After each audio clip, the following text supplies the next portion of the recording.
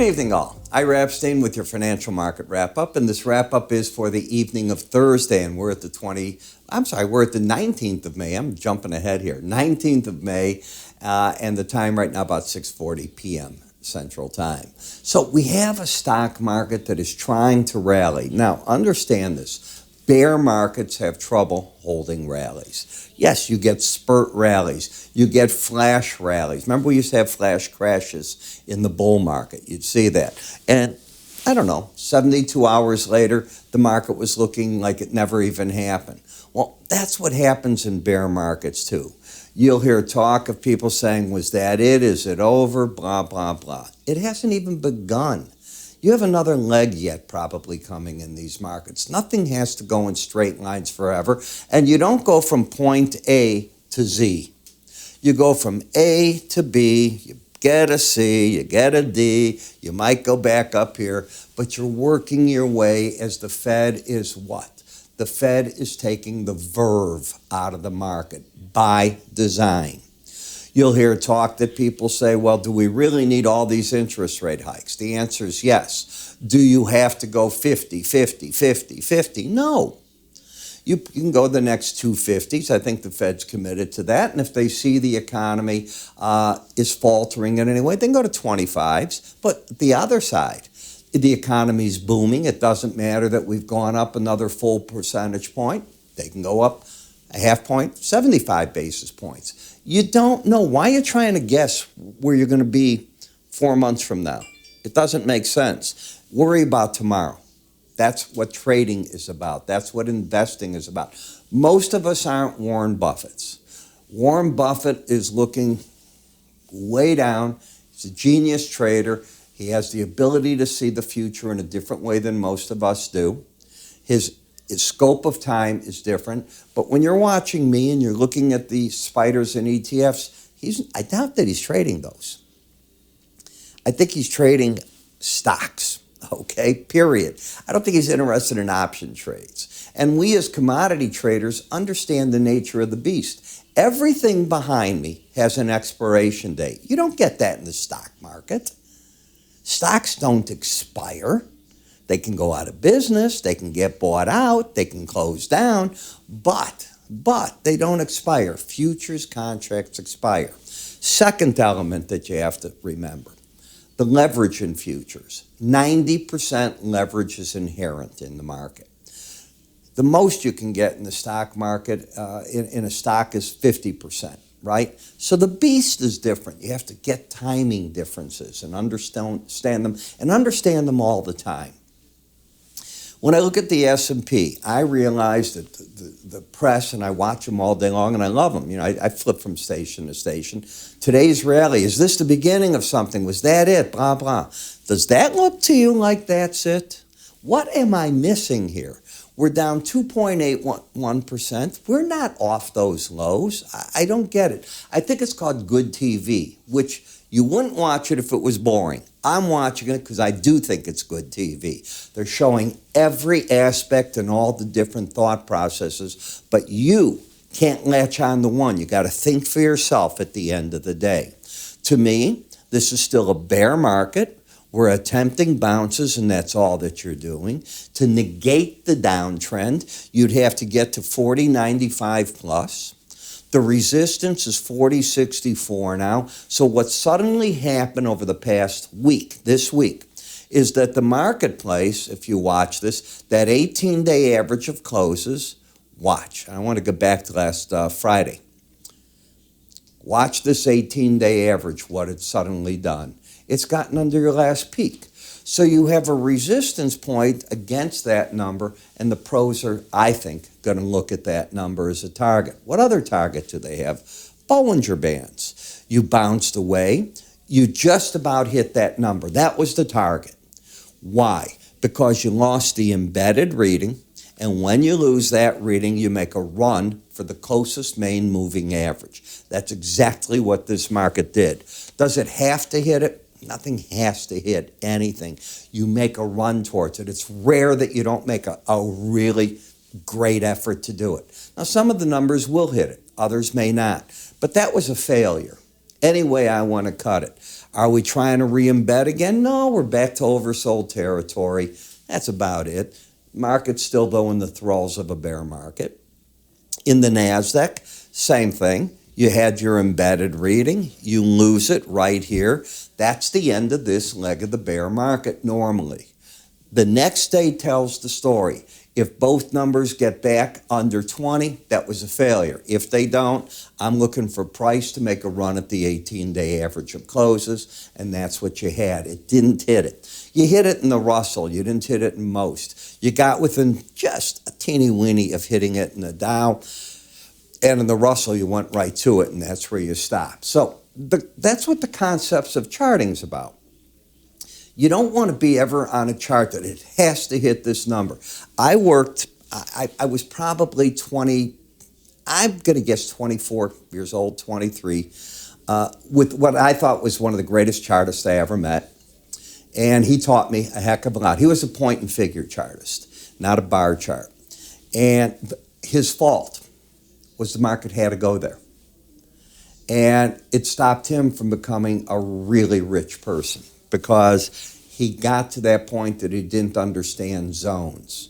And you couldn't talk to him about it. First of all, I didn't know enough to talk about him. I'm the sponge, he's the teacher. There was a difference. But I also saw what happened and how his lifestyle went. And I said, I don't want that. I'm willing to accept ideas for zones. That's what this is all about right here. In the VIX cash, you're in the middle of no man's land now. You just missed hitting the upper Bollinger Band, the lower Bollinger Band. We expected support on this break to stall out right against these two numbers, which it did. And where are you playing? Back in neutral territory. So the trend is down. It is not up. The trend is down, and the market is caught with that. Today, if you went out of your room every half hour and you came back and you turned on your TV for the markets, the stock market was either all in the green or all in the red. It was back and forth like a yo-yo during the day, and so was the VIX. T-bonds and notes. I have made a statement. They're in an uptrend, but I told my traders I'd prefer not to trade this market from the long side. And I said, you know, we don't have to take every market. If I was buying this, the resistance is the upper Bollinger Band. The trend is up. You're already overbought. But I want my friend Jerry. Do you know who Jerry is? Jerry Powell? I want Jerry on my side. Jerry was on your side in the stock market for a decade, or the guy before him. But when you get the Fed people behind you, that's when the money's to be made. So he's not looking for this to stay up. He wants to raise rates. Now, he'll be in the shorter end of the curve, not the 30-year. You know that. That 30-year is going to do its own thing, and he will have some big degree of influence on the 10, but it'll be the shorter markets that he gets to, the 5 and so on, that I cover in my morning subscriber videos, not here. In the dollar index, okay. We had a failure in the market of a lot of different types. You kept the embedded reading, and when you lost it, I expected that the game was going to change. All right, that was the day after this. But you couldn't keep hitting the upper Bollinger Band. The power of the market was here. The loss of power, even though you were making higher highs, was here. And you pay attention. Why can't that market get up to that number? So you're always looking. And what the market was doing was setting up for a correction. I didn't know when it would come. I had no idea.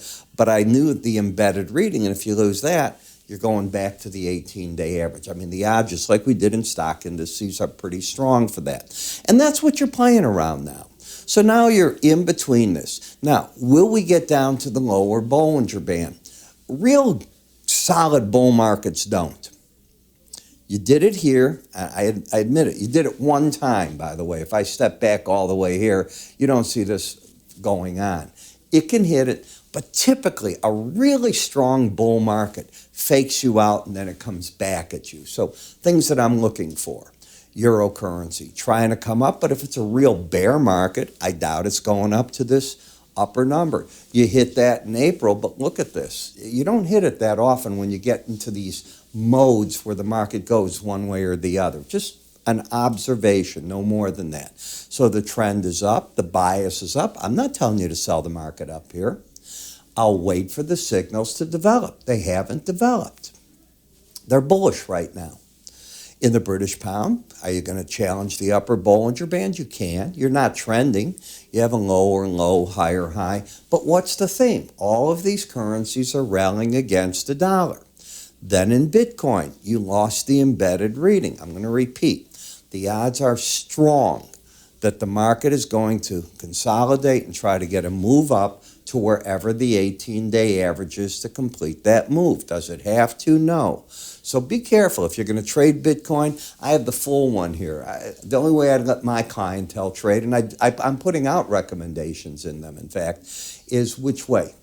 The micros, the mini ones, the little bitty things. Brent versus WTI crude seems to be stuck here. Guess who's going to buy Russian oil? You know who's going to work it out? China. China knows how to play these games. They know how to buy grain when they need grain. They know how to buy oil when they need oil. And they're really good at it. And they're ruthless. You will hear there's a grain cargo bought, and then all of a sudden the thing's on its way to China. Have you ever seen what a cargo of grain is, how big it is? And then they'll say, no, the order was canceled. Well, you don't cancel orders easily. Firms don't like that unless you're the big boy. And if you're the big boy, you go, you're right, I'm going to have to eat it. I'm just not going to do business with you again.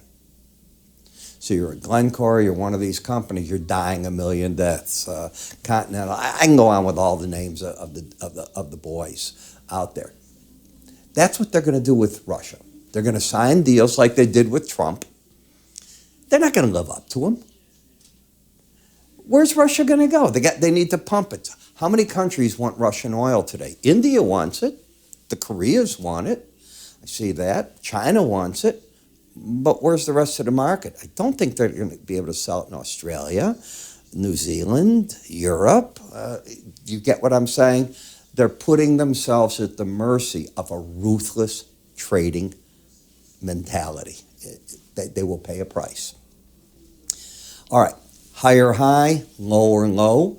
Same thing going on here to a degree, but caught in a trading range. And we talked about that. I have been here with you. Go back. These tapes are out there on YouTube saying I think we're caught in a trading range for the near term. You're still doing that in gasoline. Now, gasoline was wild today. I was watching it, and hey, I can't do that. I don't know. Got to talk to the developers here. But when you lost the embedded reading, I was looking immediately for the 18-day average. It took me out of the buy mode. I had been and I want to buy this market until you lost that reading, and that did the market in. Natural gas, as I've said, I'm waiting for the breaks to occur, and they will. It's hard to buy at 790, which would be normally the buy number, and have a stop way down here. The dollar risks are insane. It's a very hard market to get involved just because of dollar risk. In the mornings, I put out 2 updates for you. One of them, ETFs, one of them, futures. The futures comes out 5:30 in the morning.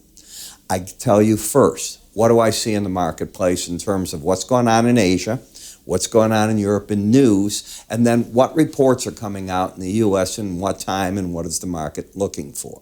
Then we go to the charts and we dissect them, looking for buy and sell conditions. And it's just as though you were sitting next to me. I'm not talking at you, I'm talking to you. There's a very big difference. And I'm explaining the setups that I'm seeing. If there's a buy or a sell signal, here's what I'd be doing, here's what I think you can do with it, here's your stop, here's your objective, here's why. And I lay the trade out. And the beauty is you can go back, you can play it again, you can see how I'm dissecting the trade for you. You don't get that from your broker. He doesn't have time to do that, and he probably doesn't want to do that. I want to do it. Half of my business is research. So I work with that. The other half is the brokerage. So I work with that. The two work together. You know that the spiders, the ETFs, they're based on what the futures do. You think of DIA, SPY, TLT, what are they based on? The futures contracts. And then I go into stocks in the ETF one as well. I'm typically covering 5 of the major stocks, and I rotate them all the time. If you'd like to learn more, just go to our website under the word research, or take your cursor, push it up there, and away you go. It'll take you to that as well. Just click the link. I'm Ira. You have a good day.